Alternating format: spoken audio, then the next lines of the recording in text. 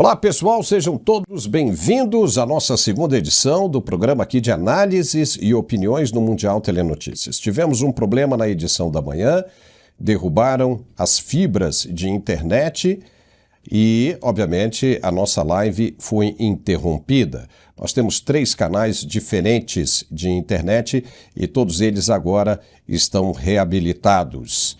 Seguimos em frente. Nós sabemos que, às vezes, ou melhor, muitas vezes, a verdade incomoda muita gente.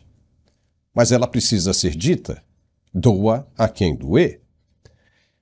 E Brasília hoje acordou com um recado bem duro vindo de Washington. Primeiro, o silêncio ensurdecedor de um pouso clandestino. Um avião secreto da CIA, o Boeing 632B, aterrissou em Guarulhos, São Paulo, autorizado pelo próprio Ministério da Defesa. Uma aeronave de missões especiais usada em operações de inteligência e transporte de agentes que circula pelo mundo todo como um fantasma, sem bandeira, sem explicação, sem avisos. O governo brasileiro não sabe quem chegou, o que trouxe ou para onde seguiu. Até mandou a Receita Federal ir até lá e tentar entrar no avião para saber o que tinha dentro. Mas os agentes da Receita foram barrados na porta. Mal conseguiram subir as escadas do avião, mas obviamente não conseguiram entrar. Horas depois, a bomba política. Os Estados Unidos cancelaram, sem aviso prévio, a operação militar conjunta que seria realizada com as Forças Armadas Brasileiras. O gesto acendeu imediatamente todas as luzes vermelhas do Planalto. O Ministério da Defesa entrou em estado de alerta máximo, reforçou protocolos de segurança e acionou o monitoramento em pontos estratégicos do território. Esse duplo movimento não é obra do acaso. Ele acontece no exato momento em que os americanos intensificam a pressão sobre o regime chavista e já admitem, de forma velada, a entrada em guerra para capturar Nicolás Maduro. E aqui está a contradição. Como dividir exercícios com o Brasil se o próprio governo brasileiro se apresenta como aliado político do ditador venezuelano? O cancelamento é, portanto, uma mensagem clara. Washington não pretende dividir cenários militares com quem protege o inimigo. Pronto. Para o Brasil, o recado é ainda mais grave. Isolamento estratégico, ruptura de confiança e o risco real de estar na contramão da maior potência do planeta. O risco de se tornar um obstáculo a ser superado pelos americanos. Esse cenário reposiciona completamente as Forças Armadas brasileiras diante de uma encruzilhada histórica. A escolha terá de ser feita, e rapidamente, permanecer na rota da ideologia que abraça Maduro ou retomar o caminho da razão, da sobrevivência e do bom senso estratégico. Os destroyers e até um submarino nuclear já chegaram, nesta tarde de quarta-feira, à costa da Venezuela. A coisa está andando muito rápida. O fato é que, quando os bad boys chegarem à região, não haverá espaço para neutralidade. E quem apostar na ilusão de que pode enfrentar os Estados Unidos, pelo menos no continente americano, vai descobrir tarde demais que não passa de um gatinho miando diante de um pitbull. E olha só essa! A Comissão de Constituição e Justiça do Senado aprovou o voto impresso para 2026. É um bom sinal, mas ainda tem a força escura trabalhando para que não passe no plenário e nem na Câmara. Por isso é necessário muito esforço, mas muito mesmo, e resiliência do eleitor brasileiro nesta hora. O programa de hoje está fervendo e você tem de chegar até o final com a gente. Fique por aí que vamos dar o recado agora de nosso apoiador e voltamos com tudo na sequência. Até já! Oi, André. Esse articulante é maravilhoso. Gente, eu tive Covid. Depois da Covid, eu comprei o primeiro pacote do Articulátil e comecei a tomar. Não senti mais nada. Andava tudo. Acabou. Eu disse, não, eu acho que agora não vou comprar mais, não. Mas para quê? Comecei a sentir novamente. E é a segunda vez que eu estou comprando. Gente, é simplesmente maravilhoso. Muito obrigada, Andrei. Olá, Paulo! Que alegria mais uma vez aqui para falar desse produto maravilhoso. Nós acompanhamos agora mais um depoimento, né, mais um testemunho, mais uma pessoa que fala e fala a verdade. Então, gente, eu quero que você preste bastante atenção. Você que sofre com aquela dor crônica ainda, você que trabalha sentindo dor, sabe? A dor é tão difícil conviver com ela porque a dor, ela só traz coisa ruim pra gente, coisas negativas.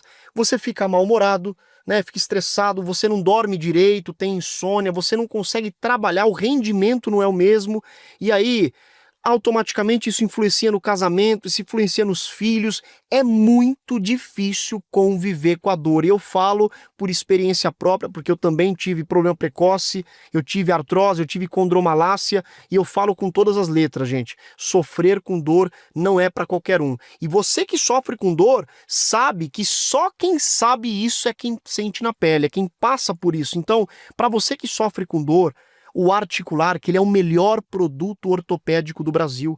Ele é o único produto hoje que atingiu a pontuação máxima em questão de resultado. Por quê? Porque ele reúne todas as propriedades que um reumatologista, que um ortopedista indica para quem sofre com dor. Ele tem uma alta concentração de condroitina, de magnésio, cúrcuma, vitamina D, cartilagem C2 e o principal de tudo, que é o que o torna esse produto um produto premium, um produto nobre, é porque ele tem o ácido hialurônico ortopédico. E para quem não sabe ainda o que esse ácido hialurônico ele faz na nossa saúde, ele é simplesmente tudo, porque ele consegue reconstruir todas as paredes, todas as proteções dos ossos. Então você que tem osso batendo com osso, inflamação crônica, ao invés de você colocar uma prótese, por exemplo, hoje o tratamento a ser feito com maior eficácia é a infiltração de ácido hialurônico. Eles preenchem esse espaço vazio onde está ressecado, onde está batendo osso com esse ácido hialurônico, e o atrito ele deixa de existir. E aí, você tomando o Articular, que você já tem esse ácido hialurônico. E o importante é que ele tem uma nanotecnologia que consegue identificar a área do desgaste, a área da inflamação e carregar esses nutrientes diretamente para o local da dor. Então você deixa de sentir essa dor já na primeira semana de uso. Então, gente, é um produto maravilhoso que vai te dar resultado e vai te dar resultado rápido, porque quem tem dor tem pressa. Quem tem dor não quer esperar, e eu tenho certeza que você também não quer esperar. Então, hoje, para você que sofre com dor, artrite, artrose, fibromialgia, hérnia de disco, bico de papagaio, você que não aguenta mais desperdiçar o seu dinheiro com medicação de farmácia, faz o seguinte, já vai ligando agora e aproveita porque estamos em promoção para os 500 primeiros telespectadores, desconto de 80% na nota. É só você ligar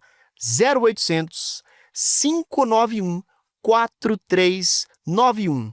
0800 591 4391. Vou repetir. 0800 591 4391. A ligação é gratuita. Temos também a opção via QR Code. Você aponta a câmera do seu celular para o QR Code e você cai direto no WhatsApp. Ou, se você preferir, pode salvar esse mesmo número nos seus contatos, chamar a gente no WhatsApp, que você estará participando da promoção e o seu desconto será garantido. E ó, ainda ganha de presente 2 pomadas massageadoras, são pomadas de extrema qualidade, que também tem o ácido hialurônico dentro delas. Vai receber um aparelho de massagem profissional e um robô aspirador que vai limpar a sua casa para você. Sabe qual que é o melhor de tudo? É que o pagamento é só para setembro, então você recebe, melhora e paga depois. Ligue 0800 591 4391. 0800 591 4391, Paulo. Um avião militar secreto dos Estados Unidos, modelo Boeing 757-200, identificado como C-32B, pousou discretamente no Brasil nesta terça-feira e a aeronave ligada ao 150º Esquadrão de Operações Especiais da Força Aérea Norte-Americana é usada em missões de alta confidencialidade, normalmente associadas à CIA e ao transporte de autoridades e agentes em operações estratégicas muito especiais. O voo partiu de uma base em Nova Jersey, fez escalas em Tampa, na Flórida, e em Porto Rico antes de entrar no espaço aéreo brasileiro. A primeira parada foi em Porto Alegre, por volta das 5 da tarde, e logo depois a aeronave seguiu direto para Guarulhos, São Paulo, onde aterrissou exatamente às 21h45. Apesar do caráter misterioso da operação, o aeroporto de Guarulhos confirmou que o pouso foi autorizado pelo Ministério da Defesa do Brasil e aconteceu dentro da normalidade. O governo brasileiro, no entanto, não detalhou o motivo da missão, nem a carga ou passageiros que estavam a bordo. Não informou porque não sabia. O episódio, cercado de sigilo, alimenta especulações sobre atividades de inteligência e cooperação militar entre os dois países, mas até agora não houve explicações oficiais. Pois é, em dias normais, um evento como este não despertaria a menor atenção. Afinal, governos fazem isso a toda hora. Avião para cá, avião para lá, e nada levanta alguma suspeita, nada. Tudo procedimento normal. Mas nós não estamos em dias normais. Estamos? Não estamos. Claro que não. Nem de longe. Por isso, uma movimentação como esta levanta as sobrancelhas, e bem altas.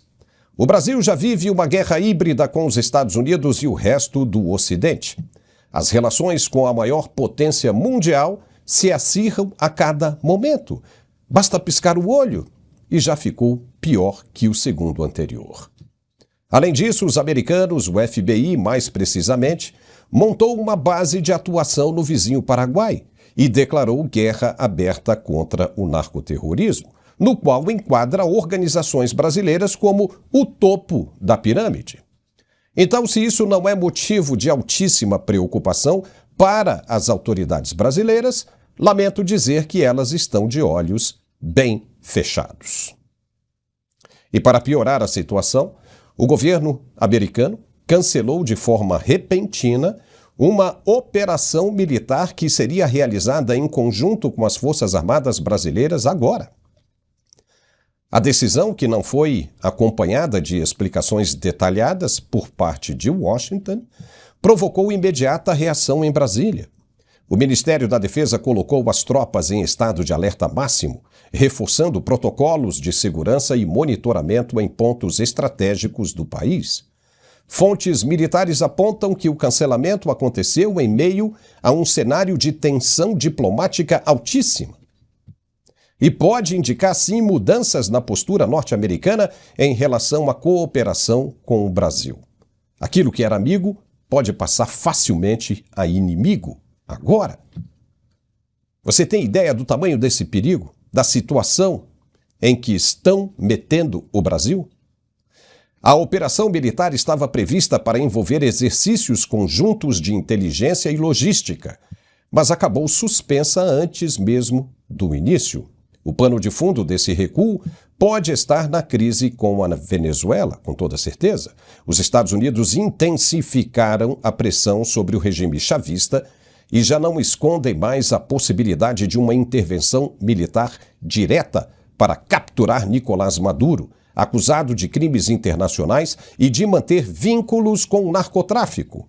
Neste contexto, a realização de manobras conjuntas com o Brasil soaria contraditória, já que o governo brasileiro tem reiterado posições de alinhamento e apoio político ao ditador venezuelano.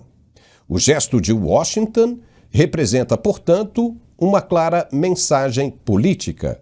Os Estados Unidos não pretendem dividir cenários militares com um aliado de Nicolás Maduro. Ao mesmo tempo, expõe o Brasil a um isolamento estratégico, colocando as Forças Armadas em estado de atenção máxima e revelando o desgaste da relação bilateral.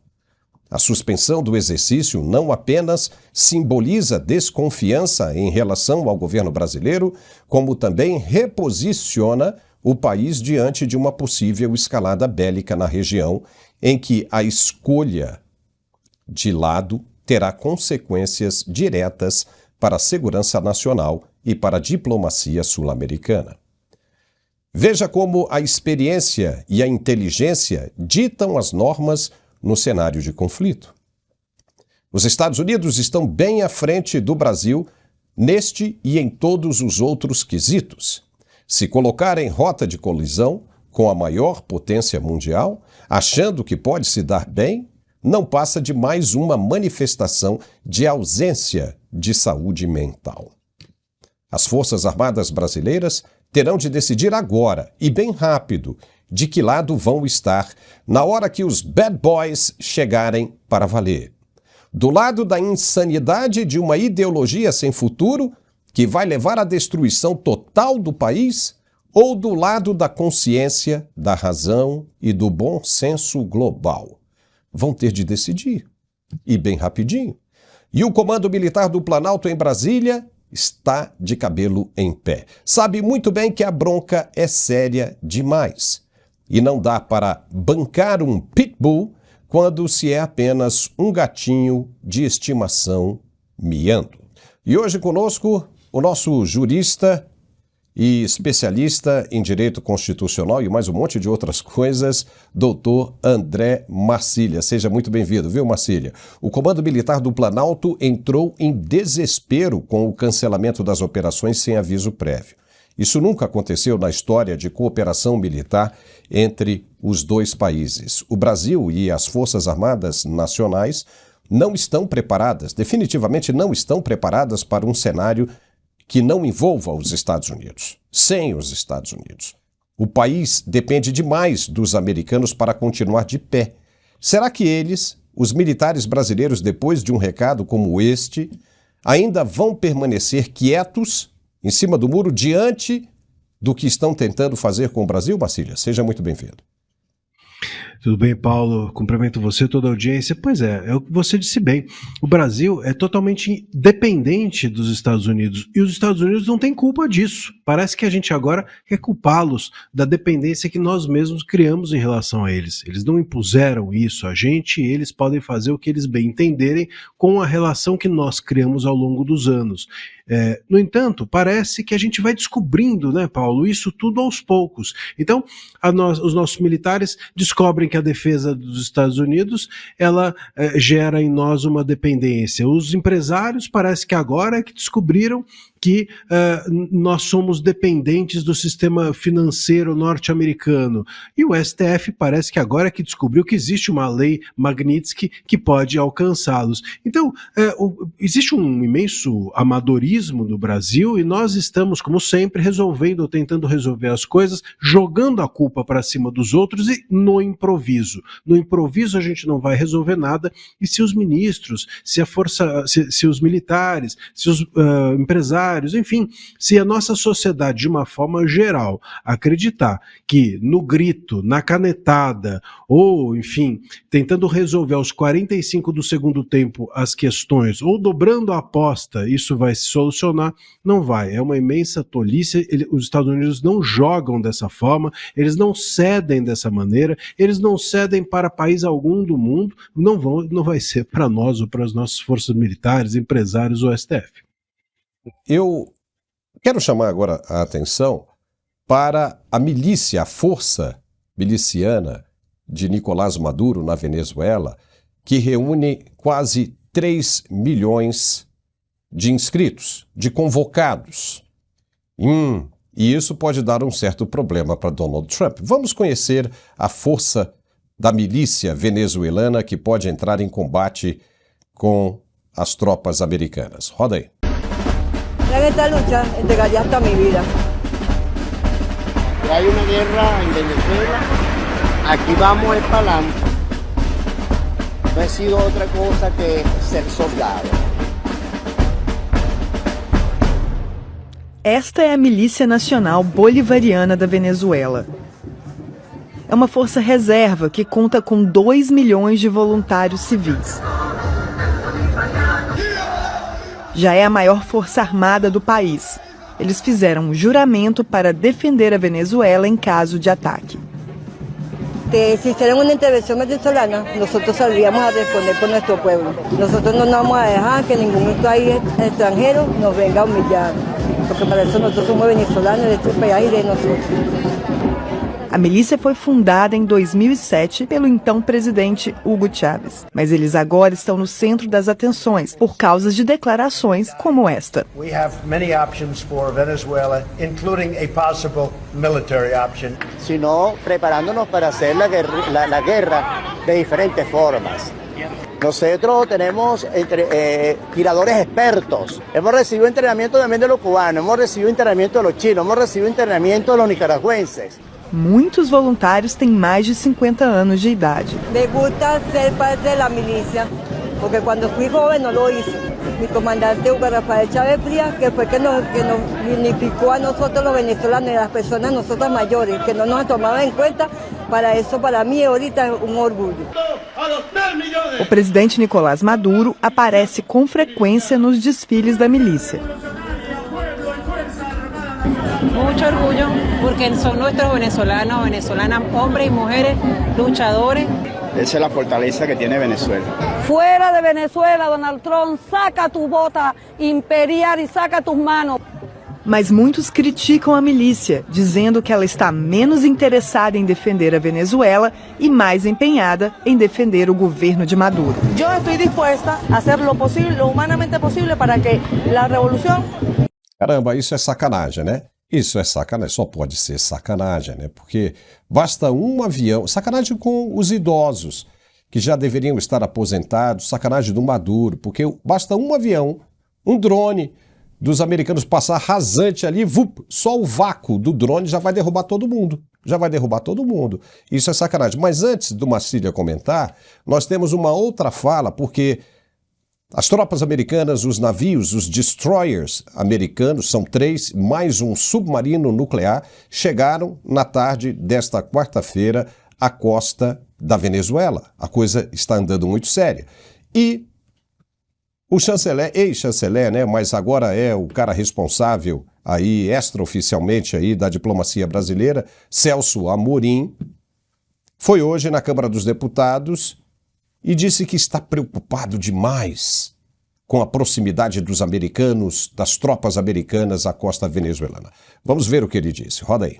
Eu não posso esconder que eu vejo com preocupação o deslocamento de barcos americanos e a maneira de ver a questão. Eu não vou fazer um julgamento político.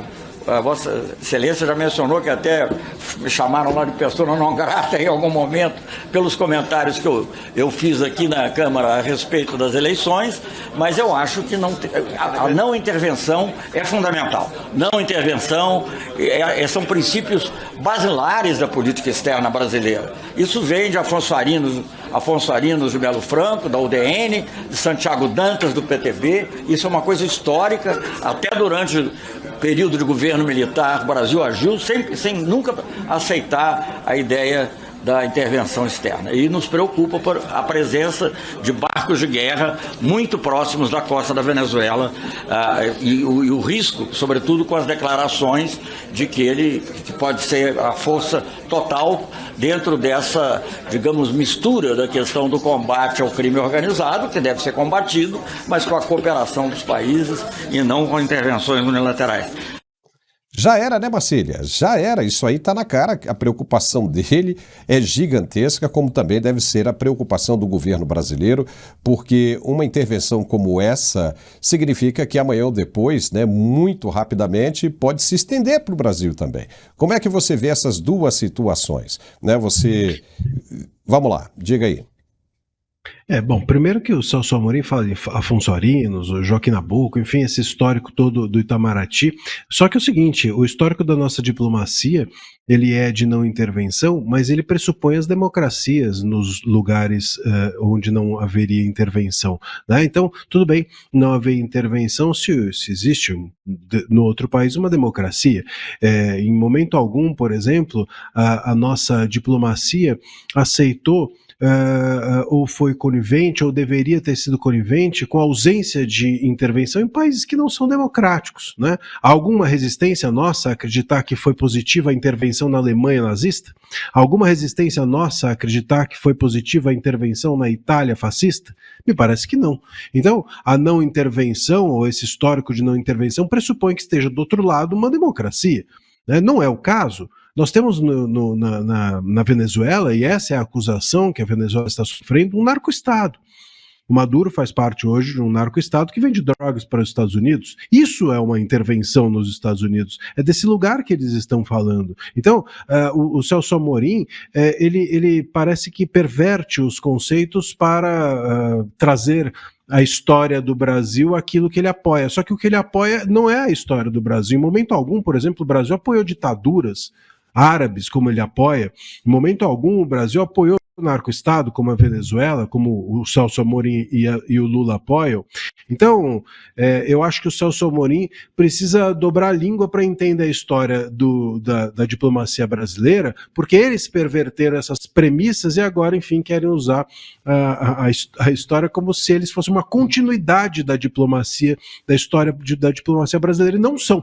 Eles perverteram os conceitos, eles perverteram essas premissas. O Celso Amorim, inclusive, é um dos grandes males do governo Lula. Se o Zé Dirceu é o grande mal interno do PT, é o grande ideólogo do mal, vamos dizer assim, dentro do governo, para as políticas externas, quem faz esse papel hoje é o Celso Amorim, e já faz há muito tempo. E uma das razões de nós estarmos aliados ao que há de pior na América Latina e no mundo é devido a essa visão de mundo que tem o Celso Amorim. Sobre essas milícias, vamos dizer assim, eu fico até tentado, porque milícia virou um termo qualquer coisa, né? Aqui no Brasil, o Moraes vulgarizou esse termo de tal forma que milícia é tudo e nada ao mesmo tempo.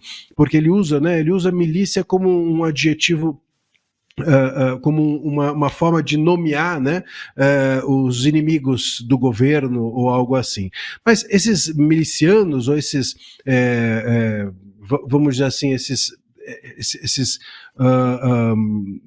pessoas que estão sendo pagas ali pelo governo, esses mercenários, né, é isso que eu estava tentando pensar, uma espécie de mercenários do governo Maduro, eles são, infelizmente, um bando de idiotizados, lamentavelmente, estão ali sem saber por que estão, ou estão ali para sobreviver dentro daquele regime do Maduro, que é a única forma deles sobreviverem. É da pena de ver essas pessoas, é lamentável que o Maduro use essas pessoas de escudo. Aliás, é lamentável que se use de escudo, um tirano use de escudo toda e qualquer pessoa para ele se manter no poder. Isso não faz nenhum sentido. Se a gente for lembrar, já que a gente está falando aqui de história, isso me faz lembrar, por exemplo, na Guerra de Canudos, né, que aqueles fanáticos eram utilizados um pouco para enfrentar o Estado, ou até mesmo na Guerra do Paraguai, em que o Brasil chegou a carregar à força escravos para lutar em favor dele. Quer dizer, é mais ou menos nesse lugar que essas milícias, vamos dizer, ou esses mercenários do Maduro estão. O Maduro, ele precisa ter coragem, já que ele enfrenta e quer enfrentar os Estados Unidos, se coloque à frente desses milicianos e não atrás deles. E os maiores bancos brasileiros perderam mais de 41 bilhões de reais em valor de mercado depois da decisão do ministro Flávio Dino, do STF, que suspendeu a aplicação automática no Brasil de leis e sanções estrangeiras, como a chamada Lei Magnitsky, usada pelos Estados Unidos contra figuras ligadas ao governo. A medida, vista como uma resposta às sanções impostas a Alexandre de Moraes, deixou o setor financeiro em alerta. De um lado, o risco de retaliação de Washington, caso os bancos ignorem as sanções americanas. E de outro, a obrigação legal de seguir a decisão do STF em território nacional. O reflexo foi imediato na Bolsa de Valores. O Ibovespa caiu 2,1%, fechando em cerca de 134 mil pontos, enquanto o índice financeiro despencou 3,82%, a maior queda desde janeiro de 2023. Ações de gigantes como Itaú, Bradesco, Santander e Banco do Brasil puxaram a baixa, acumulando perdas bilionárias em poucas horas de pregão. Analistas afirmam que a decisão abre um cenário de insegurança jurídica enorme e expõe o Brasil a atritos diplomáticos com os Estados Unidos em pleno período de tensão política. Marcília, o STF vai quebrar o sistema financeiro do Brasil, simples assim. E os defensores de Flávio Dino disseram que nada mudou. Então os bancos terão de decidir se fecham as portas ou não, não é? E mais uma coisa que saiu hoje que eu gostaria que você comentasse. O ministro sancionado, Alexandre de Moraes, concedeu uma entrevista a uma agência internacional de notícias, a Reuters, dizendo que a verdade vai aparecer, criticou, o governo americano, dizendo que Trump, quando souber da verdade, ele mesmo vai revogar a Magnitsky do Alexandre de Moraes. Não vai ser necessário uma ação judicial para que isso aconteça. O próprio Trump vai remover a sanção, a lei Magnitsky. Veja, eu fico me perguntando, esses caras estão vivendo no mesmo universo em que nós estamos vivendo? Melhor do que isso, será que se eles não estão na Terra, estão em algum lugar próximo, fora do nosso sistema solar? Como é que você vê essa situação toda? Porque parece que eles não estão vivendo a nossa realidade, Marcília.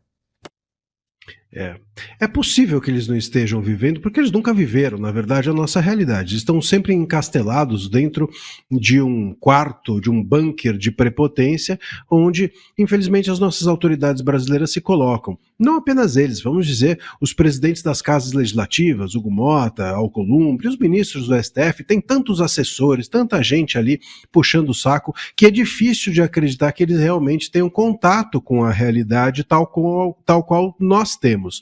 Então, essa é uma possibilidade. Vivem ali no mundo de Sofia, vivem ali um pouco de apenas aplausos e oba-oba, e não percebem a realidade do que está à frente deles. Isso é possível até mesmo porque eles têm agora, depois de tanto tempo, começado a conversar com bancos e ouvido aquilo que eles não querem ouvir, que é que a Magnitsky não vai aliviar para eles. A Magnitsky não pode ser simplesmente suspensa por uma canetada. Não existe isso. Suspender a Magnitsky por uma canetada é o mesmo que suspender um terremoto no Japão por uma canetada, ou a gente aqui impedir que faça frio em São Paulo ou no Rio Grande do Sul, ou que as chuvas não atinjam as pessoas. Isso não existe, não é dessa maneira, não é dessa ordem que uma canetada resolve a Magnitsky, porque a Magnitsky não é aplicada em território nacional. A Magnitsky é uma lei estrangeira aplicada em território estrangeiro, e os efeitos dela é que são sentidos aqui no Brasil.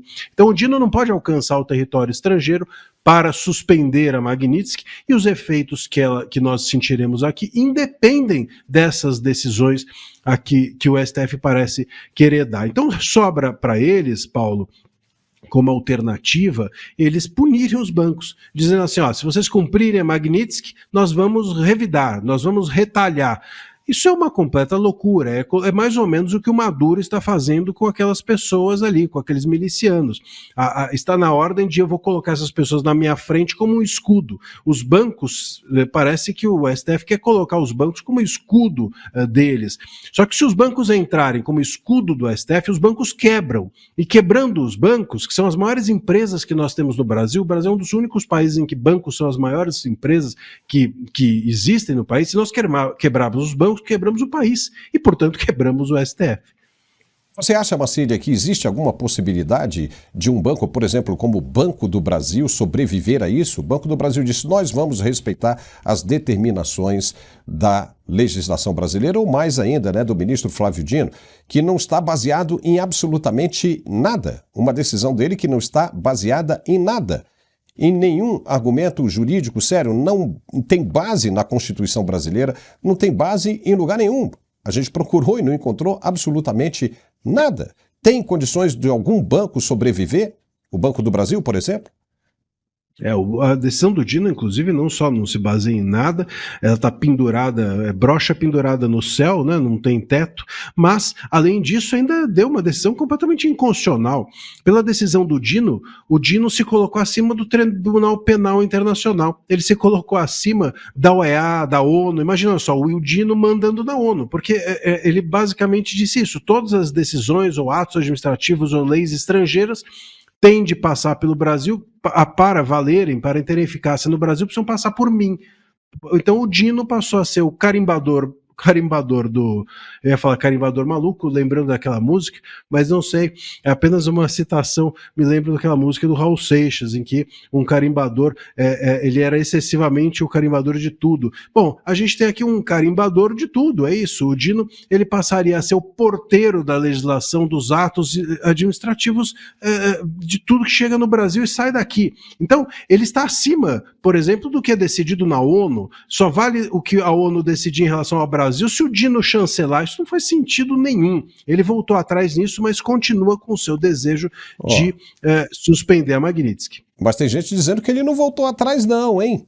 Tem gente dizendo que ele não voltou atrás não. Isso vai representar um prejuízo ainda maior. Porque em um único dia, just in one fucking day, os bancos perderam 41 bilhões de reais e podem perder mais ao decorrer dessa semana. Onde é que os caras vão parar? Por exemplo, o Banco do Brasil pode receber uma multa de 9 bilhões de dólares, cerca de 50 a 60 bilhões de reais. E ela pode ser recorrente. Como é que o banco vai suportar isso, Marcília? E só para lembrar, a música que você falava era do Raul Seixas, Plunct, Plact, Zum, não vai a lugar nenhum. É isso, bem lembrado e bem citado, acho que é uma música bem cabível hoje. De qualquer maneira, o que a gente precisa, veja, quando eu digo que ele voltou atrás é estar acima desses acordos e tratados internacionais, mas ele mantém a essência da decisão, que é querer fazer com que a Magnitsky fique sob o seu comando, sob a sua direção. Isso é inviável, é impossível, nem tem como eu mencionei, porque a Magnitsky não é aplicada no Brasil, é aplicada fora. O DIN não tem, portanto, condições de decidir se ela vai ser ou não suspensa, porque ela é aplicada lá fora. Então, esse é um primeiro ponto. Segundo, que, sem dúvida, os bancos estão agora numa situação lamentável, e isso pode sim atingir o Banco do Brasil. Essa nota do Banco do Brasil, que foi, inclusive, ontem feita, me pareceu uma nota isentona, não disse nada, foi para lá, foi para cá, enfim, a gente não sabe ainda como os bancos vão reagir, porque eles próprios eu acho que ainda estão avaliando. Mas o ponto essencial é que eles não têm saída. Veja, Paulo, o banco vai ter que decidir em algum momento o seguinte: ou eu descumpro a ordem do STF e eventualmente toma ali uma multa, outra do STF, que não é nada excepcional, ou então eu descumpro a Magnitsky. Se eu descumprir a Magnitsky, eu simplesmente fecho, quebro, porque primeiro eu posso tomar multas, como outras que já foram dadas, de 9 bilhões de dólares. Isso é uma coisa inviável. Ou então eles podem perder o SWIFT, que é o sistema financeiro norte-americano. Se eles perderem a relação com o SWIFT, eles quebram, eles não tem mais como operar. Então, entre descumprir a ordem do STF e tomar multas menores, que acontecem aqui no Brasil, ou tomar multas bilionárias por não cumprir a Magnitsky, ou até fechar, ou até perder as minhas operações porque eu perco acesso ao sistema financeiro norte-americano, o que o banco vai fazer? Na hora da sobrevivência, ele vai pensar em descumprir o STF. Com isso, vulgariza ainda mais, descredibiliza ainda mais o STF, que passa a dar decisões incumpríveis, decisões que ninguém leva a sério, decisões que não servem para nada. Aí a turma pergunta, mas espera aí, tem jeito do Brasil viver sem os Estados Unidos? O sistema financeiro brasileiro viver sem os Estados Unidos? Não, não tem. Ponto final. Depende 100% dessa situação. Acabou, deveria ter se preparado. Todos os bancos, sem exceção de nenhum, sem exceção. Zero. Agora, Marcílio, o que você achou da declaração do ministro sancionado, hein, na Reuters? Você acha mesmo que existe alguma verdade por aí que o Donald Trump vai chegar? Eu vou tirar da Magnitsky. Olha, para alguém sair, só 2 pessoas conseguiram sair da Magnitsky, mas depois de mais de 20 anos. mais de 20 anos, pode chegar a 20 e a 30 anos. Não é uma coisa fácil, é impossível praticamente, é impossível. Tanto é que para se aplicar uma lei Magnitsky, o governo americano precisa de autorização de outros departamentos. É um processo longo que corre bastante. Foi o que foi feito com o ministro Alexandre de Moraes. Só que agora a forma já está pronta, não vai mais precisar correr tudo isso de novo. É só acrescentar ali o ingrediente que precisa sair naquele formato certo. E esses ingredientes, nessa nova composição, a gente já sabe quem são, né? Além dos familiares do próprio ministro, agora escancaradamente o ministro Flávio Dino. Então, os caras estão pedindo, né? Parece que fizeram um alvo assim no peito ou no rosto e falam, eu estou aqui, que nem aquele filme, né, dos Men in Black, aquele cara pulando lá, né, o Tommy Lee Jones pulando, ei, eu estou aqui, me engula. É desse jeito. Não vai ter como sair disso, né, Marcília? Olha, Paulo, eu não sei qual é a grande verdade que o Moraes tem a nos dizer. Tirando aquilo que ele acredita, 2 ou 3 jornalistas da Globo News e um outro advogado do Prerrogativas, eu acho que são essas as únicas pessoas que acreditam nessa verdade deles. Enfim, a gente não tem o que dizer, tá todo mundo vendo. É um negócio explícito, é um negócio escancarado. Todo mundo sabe o que está acontecendo no Brasil e não é de hoje. Desde 2019, quando inclusive eu fui o primeiro advogado dos inquéritos das fake news e desde lá venho denunciando tudo isso. Então, não é uma verdade escondida. O próprio X ontem deu uma declaração, fez 6 postagens a respeito de denúncias de censura da Suprema Corte Brasileira a ele, X. A Rumble faz a mesma coisa, a Trump Media faz a mesma coisa, a própria Meta já denuncia também a Suprema Corte. Nós temos, portanto, uma porção de pessoas, quase milhares de pessoas dizendo que a Suprema Corte está agindo de forma autoritária há 6 anos dentro desse país. Ontem mesmo saiu uma notícia de que absolutamente todos, tirando todos os mandados de prisão que existem no STF estão na mão do Moraes. Como é que você pode achar que isso é razoável? Como é que você pode entender que faz sentido isso? Quer dizer, o Moraes, ele é uma espécie ali de policial dentro do STF. E isso tudo as pessoas vão percebendo. Então, essa verdade que o Moraes diz ter e que vai servir para revogar a Magnitsky é só um discurso, uma ilusão. É fake news. Curiosamente, é fake news vindo de aquele que diz combatê-las. Nós vamos chamar agora o recado de nosso apoiador e a gente volta para comentar outros assuntos bem interessantes. É bem rapidinho. Até já. Você sabia que o Brasil lidera o número de pessoas com ansiedade? São mais de 18 milhões de pessoas. E que mais de 11 milhões de pessoas sofrem de depressão? Pensando em contribuir para a melhor qualidade de vida dessas pessoas, a Arque Suplementos traz para o Brasil o cogumelo Juba de Leão. Às vezes eu preciso lembrar de uma coisa, então eu tô no quarto, eu preciso descer, quando eu chego embaixo, eu já esqueci o que eu tinha que fazer. Amanhã eu tenho que entregar um trabalho. Não durmo. Às vezes eu até sonho. Depois que eu comecei a tomar o Juba de Leão, consigo descansar a minha mente. Claro, eu ainda tenho a ansiedade, mas não tão forte igual se eu não estivesse tomando.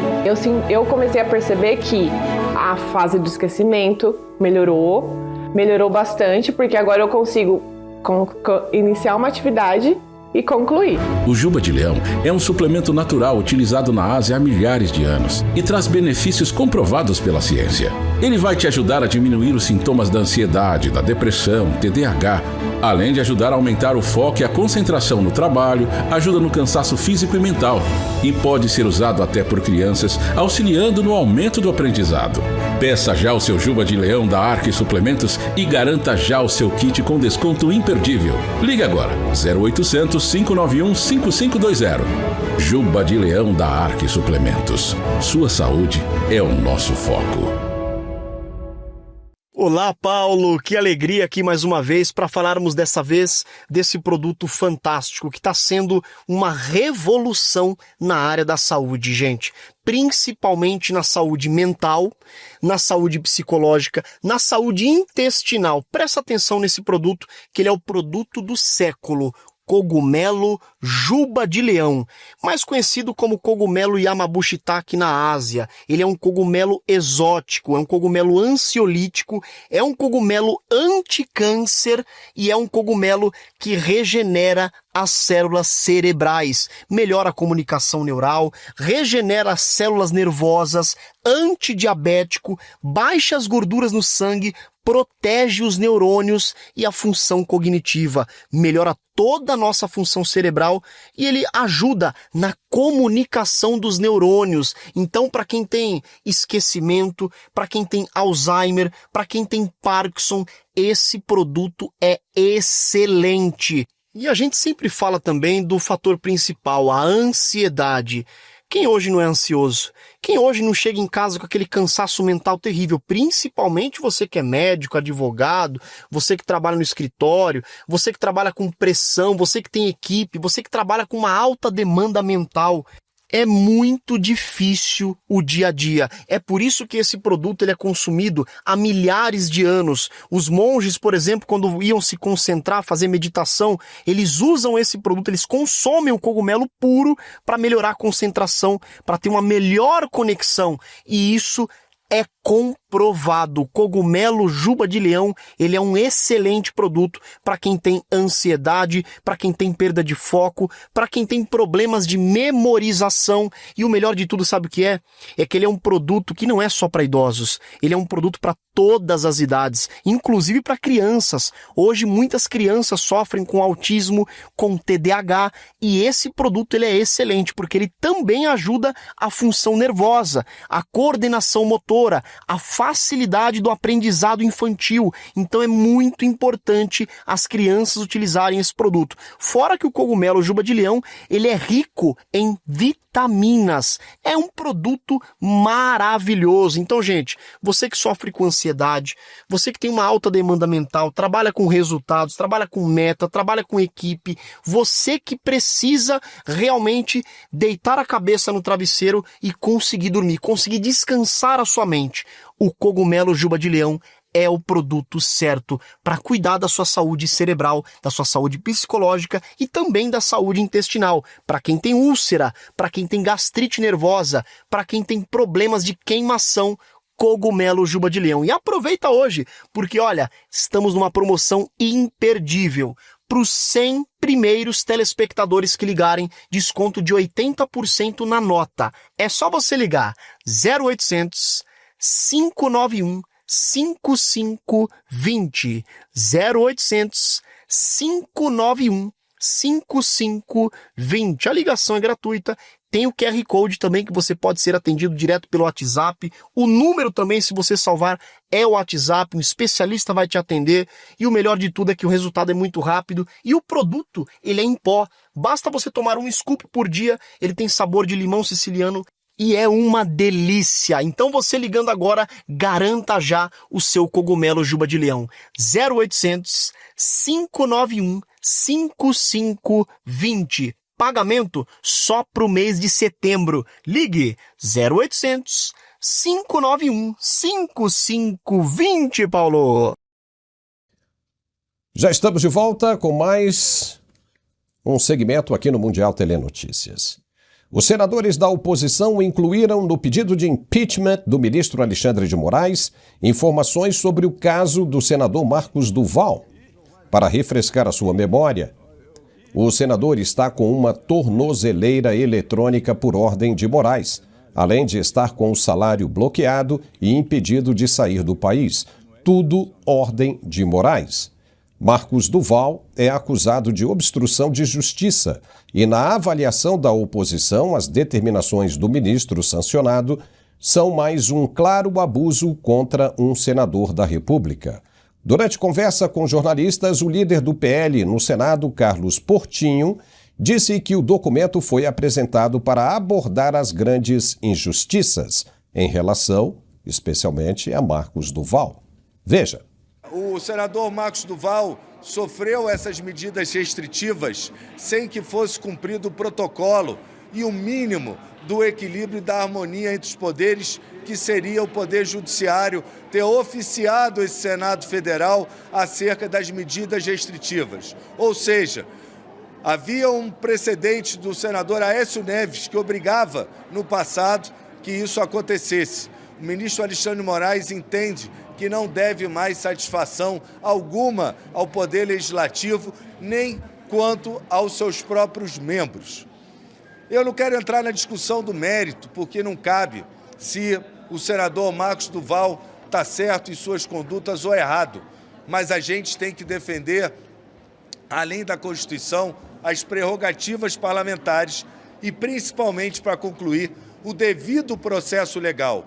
Quero lembrar que o senador Marcos Duval, ele não é assassino, ele não é corrupto, não desviou dinheiro público, ele não é estuprador, não é pedófilo. Ele está sendo punido antecipadamente por crimes de opinião e ele está sendo punido em fase de investigação, de inquérito. Isso não existe no devido processo legal brasileiro. Por quê? Porque haveria de haver uma denúncia, haveria de haver a aceitação dessa denúncia e, a partir dali, começaria o processo penal. Ele está sofrendo toda sorte de medidas restritivas durante o curso de uma mera investigação. Nem eu, nem vocês sabemos do que ele está sendo acusado, porque a acusação não há. E assim, democracia aqui não é.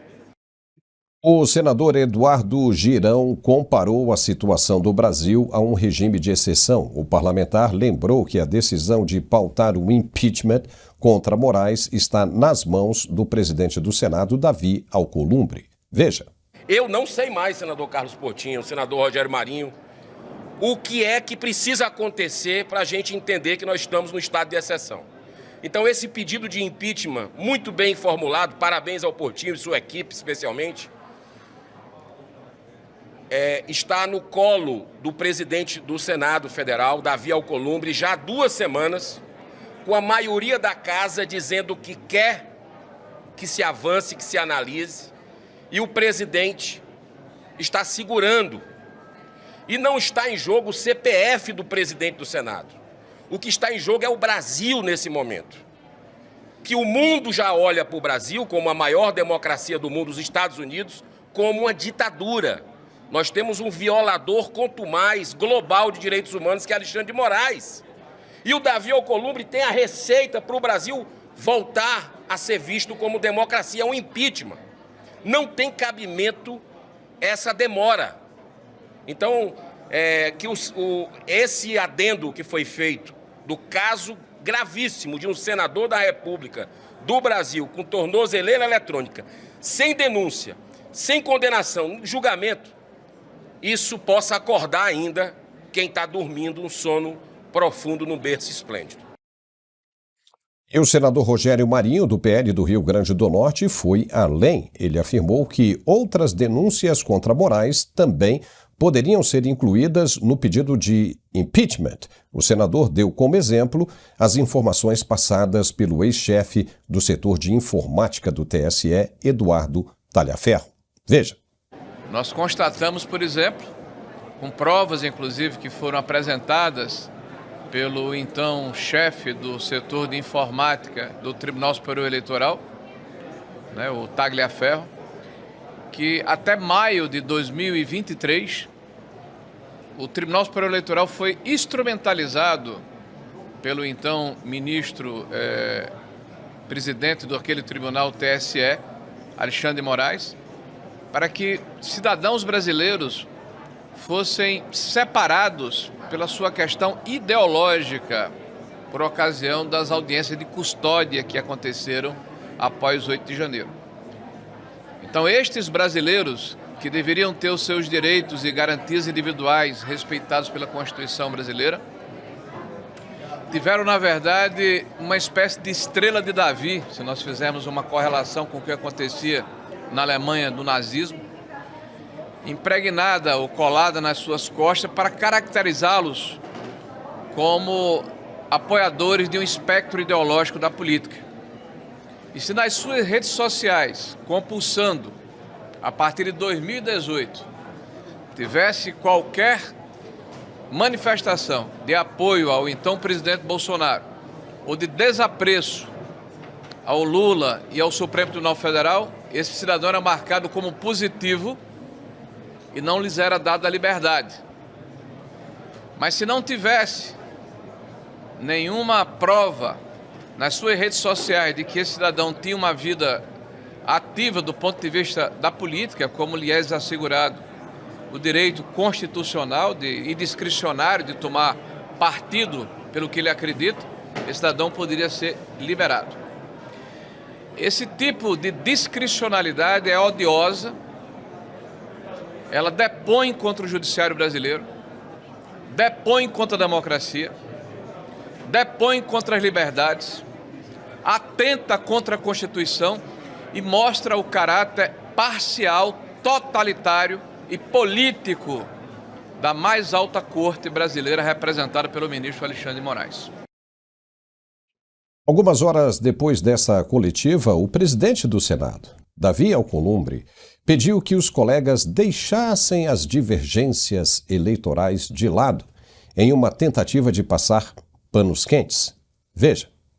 Interessa termos um país dividido, onde nós estamos vivendo uma constante conflagração de agressões e de ofensas, aonde eu percebo nos últimos anos que as eleições se passaram e todos ainda continuam num eterno processo de rivalidade eleitoral. É muito bom que a gente possa divergir, é muito bom que a gente possa contestar, que a gente possa concordar,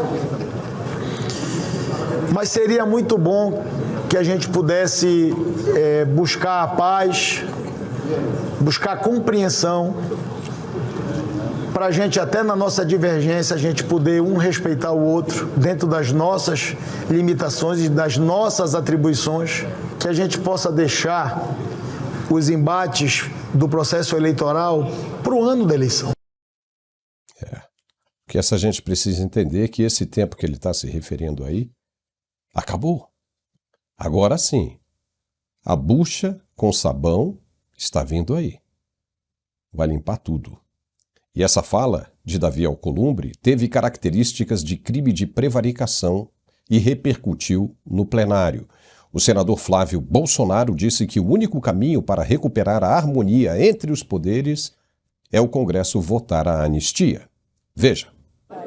A gente vai encontrar, em algum momento, uma paz a partir do momento que nós tivermos ações. E eu falo desde o dia 1, muito antes de ter qualquer situação envolvendo os Estados Unidos. Porque a gente tem aqui hoje no plenário, presidente Davi Pacheco, nós temos hoje aqui no plenário o deputado Francisquini. Deputado Francisquini, que foi, acho, a primeira vítima de toda essa premeditação que não vem acontecendo de agora. Foi o deputado estadual mais bem votado do Paraná e perdeu o mandato porque é acusado de 15 minutos antes encerrar a votação do seu estado. Vou encerrar.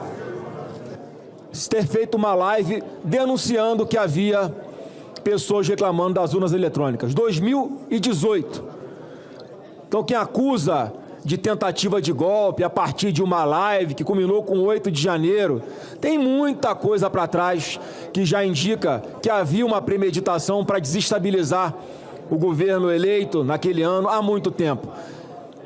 Só para concluir, não tem outro caminho a não ser um primeiro passo que nós possamos dar com uma anistia ampla, geral e restrita, porque nessa discussão ninguém nunca vai ter razão. Ninguém vai me convencer de que houve tentativa de golpe, porque eu acompanhei de perto o que aconteceu e sei que não houve. Da mesma forma, o lado de lá não vai ceder.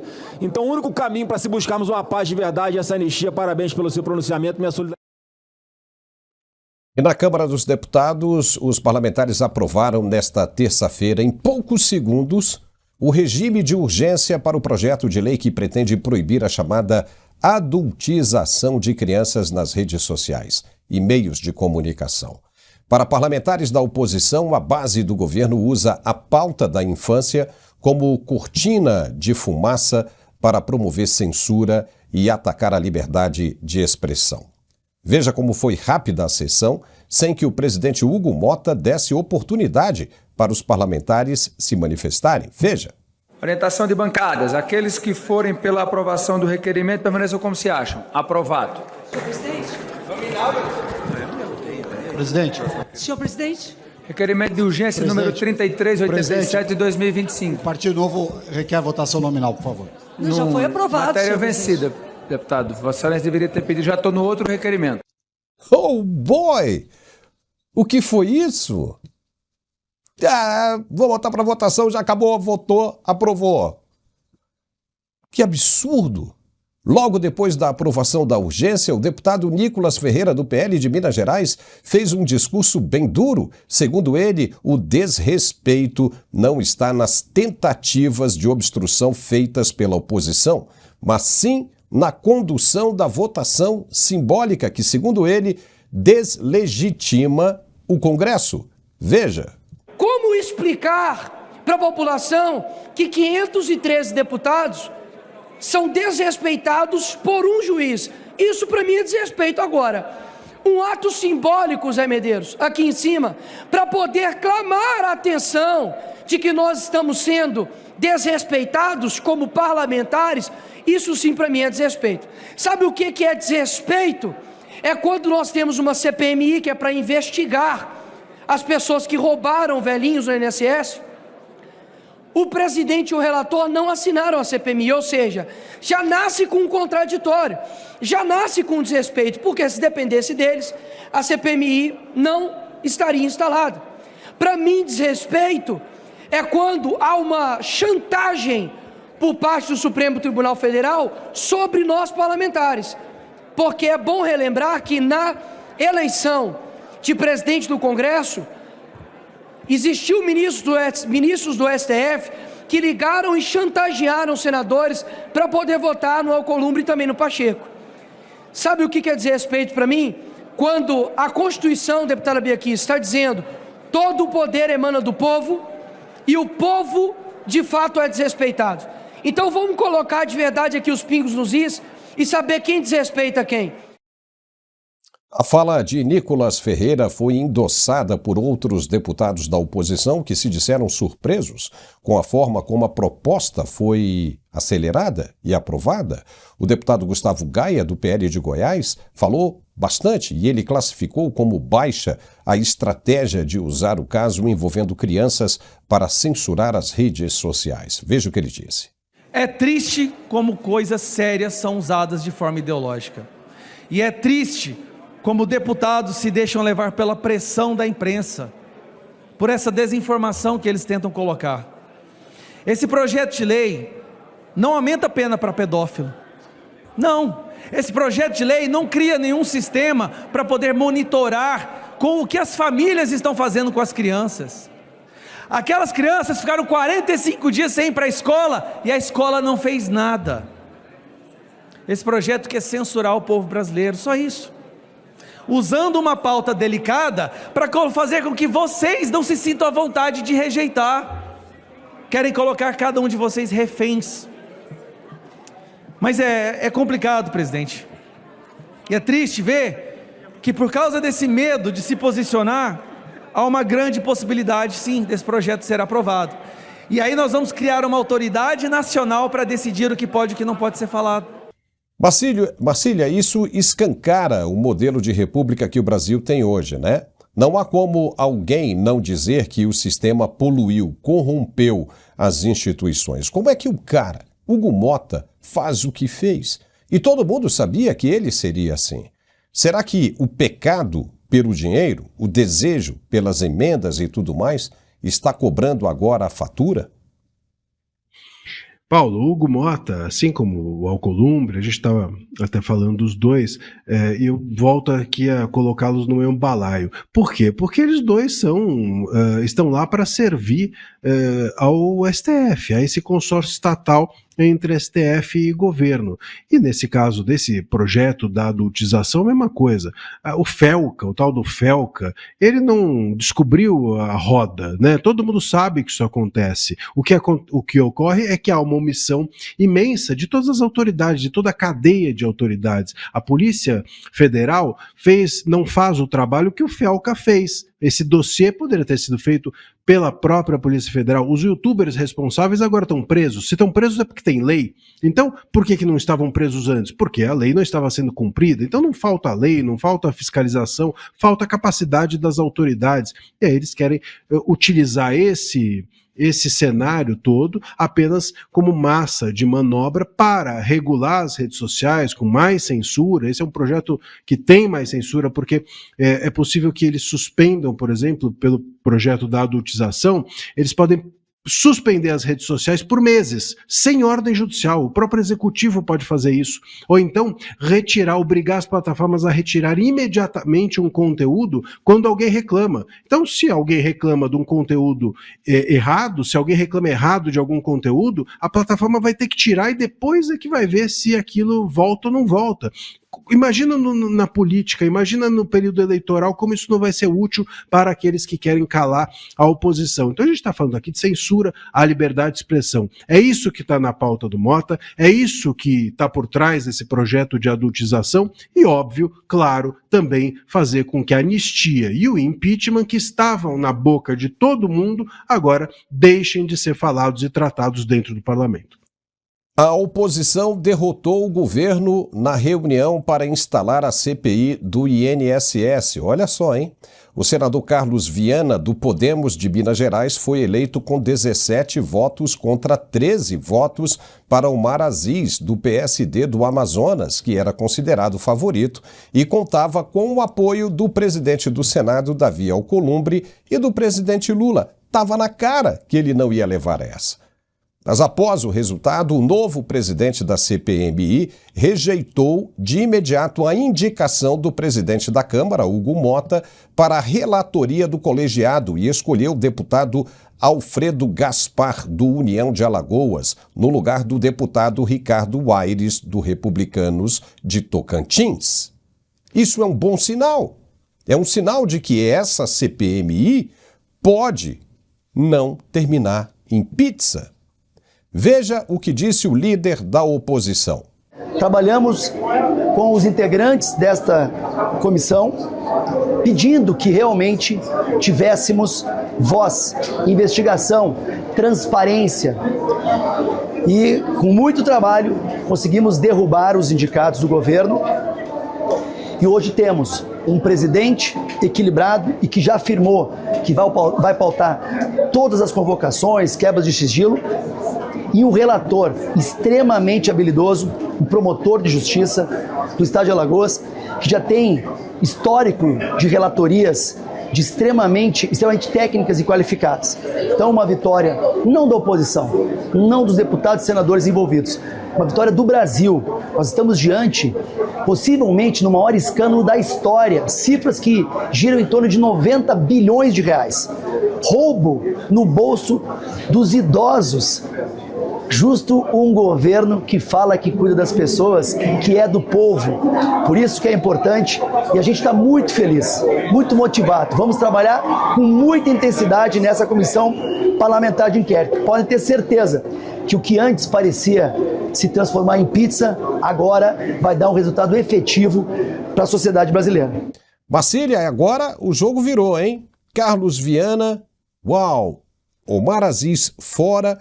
Lula perdeu a indicação, Alcolumbre perdeu a indicação, Hugo Mota perdeu a indicação. Como é que você vê isso aí? Essa CPMI pode, pela primeira vez, não dar em pizza? Olha, sem dúvida é uma ótima notícia, porque muito difícil, né? Eu desde o início, quando estava ainda em dúvida se era CPI, CPMI, enfim, quando essa conversa toda começou, eu sempre disse que se a oposição não ganhasse o comando da CPMI com a relatoria, não adiantava nada, ia ser apenas uma forma de se passar pano para o governo. O ponto é que com a oposição no comando, nós vamos ter a possibilidade de jogar luz sobre investigações que a própria Polícia Federal não está fazendo a respeito da responsabilidade do governo e de players, de políticos governistas que com absoluta certeza devem estar envolvidos nesse caso. A gente viu isso acontecer diante dos nossos olhos, sobretudo na troca, né, do Lupe no Ministério. Então, ele próprio chegou a dizer, antes de sair, que tinha conhecimento dos fatos, o que por si só já é um ilícito. Ter conhecimento dos fatos e não fazer nada é, como você mencionou até agora há pouco, prevaricação. Então a gente está diante aqui de um governo que com certeza tem responsabilidade, mas não está sendo investigado por isso. A CPMI pode e deve fazer esse papel, sobretudo com a oposição no comando. Essa questão de CPMI vai ou não vai dar em pizza, eu confesso para você, Paulo, que eu sou meio avesso a isso, porque eu acho que a grande cereja do bolo de uma CPMI não é dar em algum lugar, não é resultar em prisão, não é fazer o papel da polícia propriamente, mas sim jogar luz sobre os fatos que não são investigados pela polícia, porque, enfim, há uma investigação seletiva, uma blindagem, uma proteção política. É nesse lugar que a CPMI entra. Então, no momento em que as pessoas vão ser investigadas, vão ser ouvidas, documentos vão ser lançados, vai haver cobertura da imprensa, tudo isso vai fazer com que chegue a todos nós, público, eleitores, conhecimento do quanto esse governo e políticos desse governo estão envolvidos nessa história toda. Prisões são mais difíceis, até porque até agora não aconteceu nenhuma. Mas se houver esse holofote diante dos fatos, né, se os fatos estiverem debaixo do holofote da CPMI, é possível que adiante aí sim haja prisões efetivas. Bacília, essa tentativa de Davi Alcolumbre de colocar panos quentes onde não cabe mais uma articulação demonstra claramente uma estratégia de defesa de um ministro sancionado. Com isso, ele puxa para si a responsabilidade de também receber uma sanção e ficar isolado no país, vivendo apenas do dinheiro que conseguir em espécie. O que ele está fazendo não é uma prevaricação? Não, sem dúvida. Sem dúvida, e é mais que isso, né? Porque as pessoas têm falado muito em prevaricação. Bom, a prevaricação é um crime, né? E aí, enfim, você precisaria apurar o crime e tal, e ele poderia ser punido e seguir a sua função como presidente da casa. Agora, pior que isso, o fato dele se omitir diante da votação, da necessidade de pautar, tanto a anistia, vamos falar aqui, por exemplo, do Mota na Câmara, quanto do impeachment em relação ao Alcolumbre no Senado, ambos, né? Essa omissão de pautar a vontade da maioria, sobretudo quando você já tem as assinaturas, quando você já tem o quórum necessário, isso é uma omissão que faz com que ele possa, inclusive pelos demais parlamentares, ser levado a perder o cargo, a ser destituído, sobretudo, da presidência. E é isso que me parece que falta, talvez, à oposição. Eu acho que a oposição precisaria confrontar-se com esses presidentes das casas nesse sentido, até porque é nesse sentido que eles têm se confrontado com a oposição, dizendo que o mandato vai ser suspenso, buscando fazer com que o mandato possa ser suspenso monocraticamente, enfim, essas movimentações todas, que são absurdas e políticas, têm sido feitas em relação aos parlamentares da oposição, mas os parlamentares da oposição não vejo reagirem nessa mesma moeda em relação aos presidentes. Um presidente de uma casa que serve basicamente para isso, para pautar a vontade da maioria, quando não pauta, deixa de cumprir sua função. Pelo regimento interno e pela Constituição, um parlamentar que exerce a presidência da casa e não cumpre a sua função, pode perdê-la. E é nesse lugar que eu acredito que a oposição deveria caminhar daqui para frente. E a Comissão de Constituição e Justiça do Senado aprovou o novo Código Eleitoral com a inclusão do voto impresso a partir de 2026. Isso é uma novidade excelente, maravilhosa. A proposta prevê que a urna continue registrando o voto digitalmente, mas também imprima um comprovante que será depositado em urna lacrada sem contato do eleitor. A medida foi aprovada por margem bem apertada e reacende um debate já rejeitado pelo Congresso em 2021. O texto traz outras mudanças, como, por exemplo, redução da pena para fake news eleitorais, flexibilização da lei da ficha limpa, regras mais brandas para a compra de votos e exigência de identificação em conteúdos de campanha feitos com inteligência artificial. Para valer em 2026, a proposta ainda precisa ser aprovada no plenário do Senado, depois da Câmara e sancionada até outubro. O voto impresso é visto pela oposição como reforço de transparência, mas enfrenta a resistência de senadores e do próprio relator, que apontam custos altos e risco de retrocesso. Onde já se viu isso? O senador Espiridião Amin comemorou o resultado. Veja. Por 14-12, aprovamos na Comissão de Constituição e Justiça a emenda do voto impresso para fim de auditagem. É um bom começo. Marcília, que notícia boa isso, hein?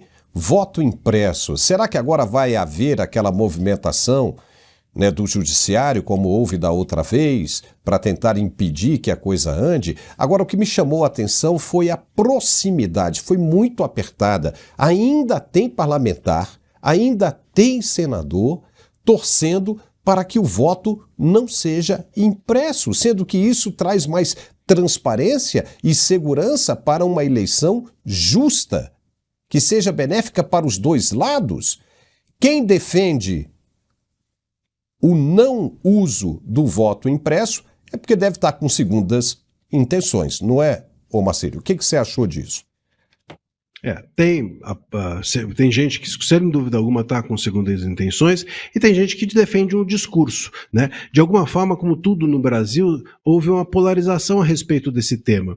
A polarização foi tão grande que o STF chegou a entender que seria inconstitucional a discussão disso. Quer dizer, olha em que lugar nós chegamos, né? Tudo da direita é inconstitucional, tudo que a direita propõe é inconstitucional para o STF, né? A direita é um objeto sempre de criminalização por parte dos ministros. E esse é um dos pontos que tem nos levado à situação que nós estamos hoje, inclusive as sanções que nós estamos recebendo. Criminalizar uma ideologia política é algo que, enfim, não dá para conviver e chamar isso de um país democrático. Agora, o ponto aqui que me chama a atenção é esse. Por que há uma resistência a se levar isso adiante? Eu creio, Paulo, que as pessoas de esquerda entendam que o voto impresso é uma pauta da direita. Então eles precisam recusar, independente daquilo ser razoável ou não, de ser bom ou não. E tem gente que tem segundas intenções, sem dúvida. Tem gente que quanto mais escuro é o processo eleitoral,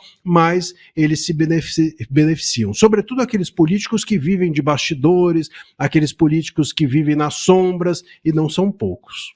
Olha, eu acho que o eleitor tem que varrer todo mundo. É uma oportunidade de ouro. E esse negócio do PL que foi aprovado lá, que o Hugo Mota fez, não deu nem meio segundo, aquilo pode ser complicado, dando ao presidente o direito, por exemplo, de calar as mídias sociais 2 meses antes. 2 meses antes de quê? Da eleição? Entendeu? Porque vai dar exatamente isso, 2 meses antes da eleição. Só os caras vão falar o que quiserem e o governo vai tirar aquilo que ele acha que não precisa.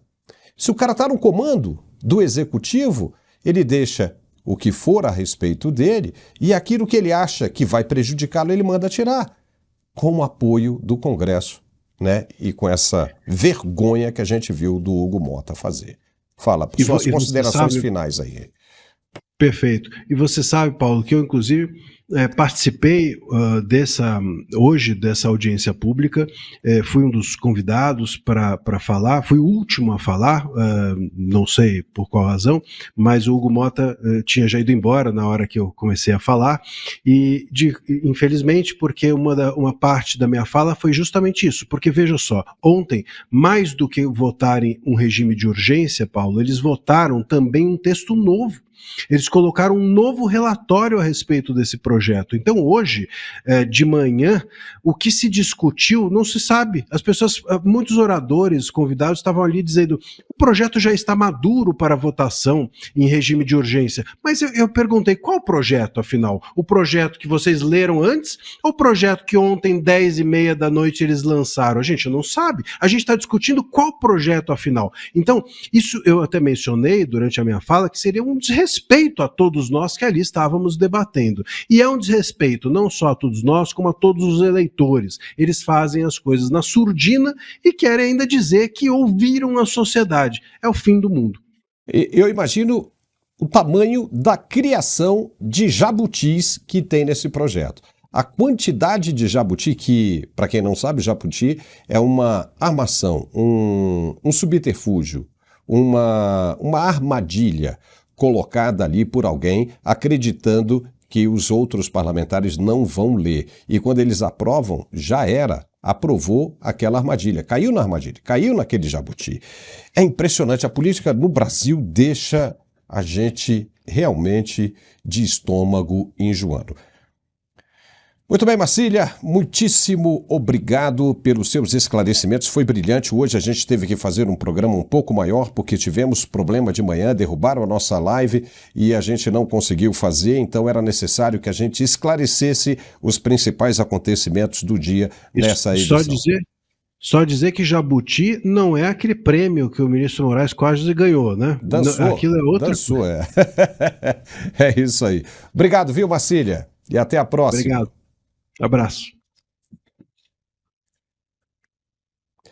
Muito bem, programa longo, como eu disse, mas muito importante, necessário, devido à quantidade de fatos ocorridos hoje no Brasil e do mundo. Era muito importante a gente levar, porque, como eu disse, nós não tivemos a primeira parte do dia de hoje, porque todas as internets nossa e de toda a região, a internet foi derrubada, cortada. E aí agora nós conseguimos restabelecê-la. Vamos em frente, é isso mesmo. É isso que acontece quando estamos numa situação como essa. Mas antes de irmos embora, eu quero chamar a sua atenção para esse produto aqui. Você nos ajuda. Se você está gostando do programa que estamos fazendo, é importante que você colabore conosco, que nos ajude. E aqui está um produto excelente, você vai gostar, você vai amar, eu tenho certeza. Eu amo, eu adoro, eu uso esse perfume. E se você quiser, ele chama Uma Noite em Sevilha. Basta você acessar o site que está aparecendo agora na sua tela, etielojavirtual.com, e fazer o seu pedido hoje mesmo. Aceita todo tipo de cartão, Pix, o que você precisar. Tá lá, entre lá. E se você tiver alguma sugestão, reclamação, seja lá o que for, você entre em contato com contato@etielojavirtual.com. Tá bom? Mas ajude o nosso canal. Tá aí, Uma Noite em Sevilha. Muitíssimo obrigado pela companhia. Nos vemos amanhã de novo ao meio-dia, ao vivo e a cores. Até lá.